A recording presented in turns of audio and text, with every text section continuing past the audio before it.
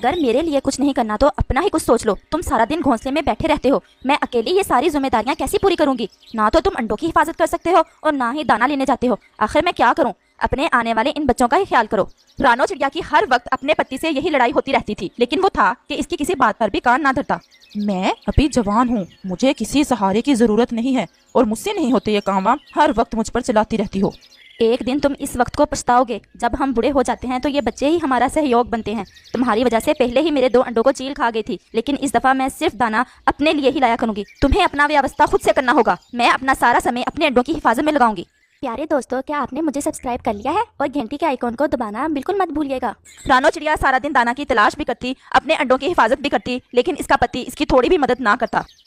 समय करीब आ गया है। मुझे लग रहा है थोड़ी ही दिनों में हमारे बच्चे अंडों से निकल आएंगे। अब इन्हें गरमाइश की ज्यादा जरूरत है। मेरी बात मान लो, तुम दाना की तलाश में बाहर निकलो और अपने परिवार का ख्याल करो। लेकिन इसका पति अगर दाना की तलाश में जाता भी तो सारा दिन नदी पर मौज मस्ती करके वापस लौट आता। मेरे लिए लाए हो कुछ? नहीं, आज तो सिर्फ मुझे खुद भी कुछ ही दाने मिले थे, मेरा तो अपना पेट खाली है अभी। रानो सुबह से अंडों पर बैठी हुई थी और इस इंतजार में थी कि इसका पति इसके लिए कुछ ना कुछ लाएगा, लेकिन वो खाली हाथ लौट आता है। मुझे कुछ करना होगा, मुझे अपने बच्चों के लिए खुद को जिंदा रखना होगा। बेचारी रानो भूख से मर रही थी, लेकिन घोंसले में खाने को कुछ भी नहीं था। अगर मैं भूख से मर गई तो मेरे इन बच्चों का क्या होगा? क्यों ना कव्वे भैया से मदद मांगू। और वो पास ही कव्वों के घोंसले की तरफ जाती है। कव्वे भैया, आपको तो पता है मेरा पति सारा दिन कोई काम नहीं करता। अब मेरे अंडों से बच्चे निकलने ही वाले हैं और मैं बाहर नहीं जा सकती अपने इन अंडों को छोड़कर। मैं तुम्हारी मिनती करती हूँ, सिर्फ कुछ ही दिन थोड़ा सा दाना मेरे लिए भी ले आया करो। अगर जिंदगी रही तो मैं आपके इस एहसान का बदला चुका दूंगी। तुम परेशान ना हो, हमें जो भी थोड़ा बहुत मिला आपके घोंसले में ही आपको दे आया करूंगा। अभी तुम ये कुछ दाने ले जाओ और खा लो, इससे तुम्हें कुछ ताकत मिलेगी। धन्यवाद, आपने मेरी मदद की। और रानो चिड़िया कुछ दाने लेकर अपने घोंसले में आ जाती है। कहाँ गई थी और ये क्या दाने कहाँ से लाई हो? मुझे भी दो, मुझे बहुत भूख लगी है। शर्म करो, मुझे अपने बच्चों के लिए जीना है। क्या तुम मुझे मारना चाहते हो भूख से? लेकिन अभी रानो ने एक ही दाना खाया था कि इसका पति बाकी दाने उससे छीनकर खा लेता है। ये घोंसला मेरा है, यहाँ रहना है तो तुम्हें दाना पहले मुझे देना होगा और बाद में जो बचा वो तुम खाओगी, वरना उठाओ अपने अंडों को और निकलो यहाँ से। शर्म नहीं आती तुम्हें ऐसा कहते हुए? तुम बाप हो इन बच्चों के। तुम देख लेना, समय आएगा जब तुम्हारे पंखों में ताकत नहीं होगी और तुम अपनी ये बातें याद करोगे। ज्यादा भाषण ना दो, जब समय आएगा तो देख लेंगे। और ऐसे दिन और रात गुजरते। कौवा अपनी पड़ोसन रानो को शाम वापसी पर थोड़े से दाने दे जाता, जिसमें से ज्यादा तो इसका पति खा लेता और जो बचता वो बेचारी रानो खाकर अपना गुजारा कर लेती। और फिर आखिर वो दिन आ गया जब रानो के अंडों में से 2 छोटे छोटे बच्चे निकल आते हैं। मेरे बच्चे निकल आए अंडों से, कितने प्यारे हैं मेरे बच्चे, कितने प्यारे हैं। रानो बहुत खुश थी, लेकिन फिर शाम को ही इसके पति ने इससे लड़ाई शुरू कर दी। मुझे भूख लगी है, मुझे नहीं पता दाना कहाँ से मिलता है, तुम जाओ और मेरे लिए कुछ खाने को लाओ। मेरे बच्चों का आज पहला दिन है, मैं कैसे इन्हें छोड़कर जा सकती हूँ? अगर तुम ये नहीं कर सकती तो चलो निकलो मेरे घोंसले से। मुझ पर दया करो और अपने इन बच्चों की तरफ देखो। हम ऐसी रात में कहाँ जाएंगे? मुझे नहीं पता, बस तुम निकलो यहाँ से, मेरा ये आखिरी फैसला है। और इसका पति इसे रात को अपने घोंसले से निकाल देता है।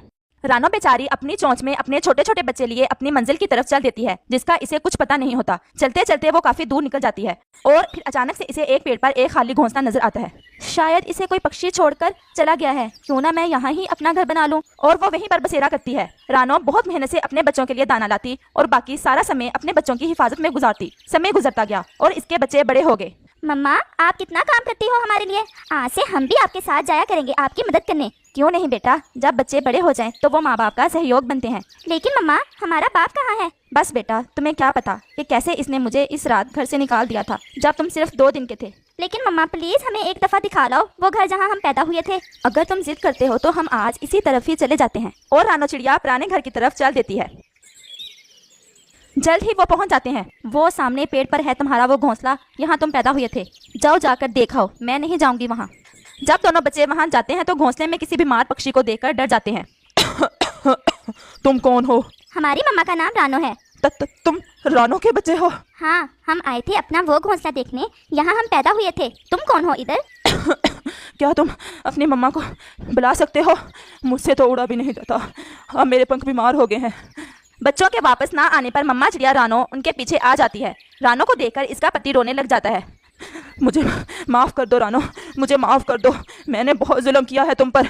लेकिन तुम ये जान लो कि अब मेरी जिंदगी खुशियों से भरी है। मेरे बच्चे पल पल मेरा ख्याल रखते हैं और सांस सांस मुझे मम्मा कहते हैं। लेकिन तुम्हारे पास इस खामोशी के सिवा कुछ भी नहीं। याद करो वो समय जब बस कर जाओ रानो, बस कर जाओ।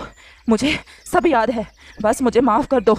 नहीं, मैं नहीं भूल सकती उस रात को जब तुमने मुझे मेरे मासूम बच्चों के साथ घर से बाहर निकाला था।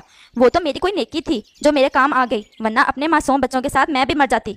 याद करो वो समय जब मैंने तुम्हारी मिन्नतें की थी, लेकिन तुम्हें मुझ पर और मेरे बच्चों पर कोई दया ना आई। अब मैं कैसे तुम्हें माफ़ कर दूं? हाँ, मैं तुम्हें माफ़ कर भी दूं, लेकिन मेरे बच्चे तुम्हें कभी माफ़ नहीं करेंगे, जिन्होंने अपना बचपन तुम्हारे बगैर गुजारा। मम्मा चलो यहाँ से, हम आपको दुखी नहीं देख सकते। शायद हमने यहाँ आने की जिद करके बहुत बड़ी भूल कर दी। आप प्लीज हमें माफ कर दें, हमारी वजह से आपके पुराने दुख ताज़ा हुए। हम यहाँ फिर कभी नहीं आएंगे। ये कहते ही वो तीनों वहाँ से वापस चले जाते हैं और इनका पापा मायूसी से उनको देखता रह जाता है। लेकिन अब पछतावे के सिवा उसके पास कुछ नहीं होता और घोंसले में मौजूद तन्हाई और वीरानी उसे और ज्यादा बीमार कर देती है। इस कहानी से ये सीख मिलती है कि जवानी में हम जो करते हैं बुढ़ापे में वही हमारे सामने आता है। इसलिए जवानी में ऐसे काम करो जो बुढ़ापे में आराम दें, नहीं तो रानो के पति की तरह पछतावे के सिवा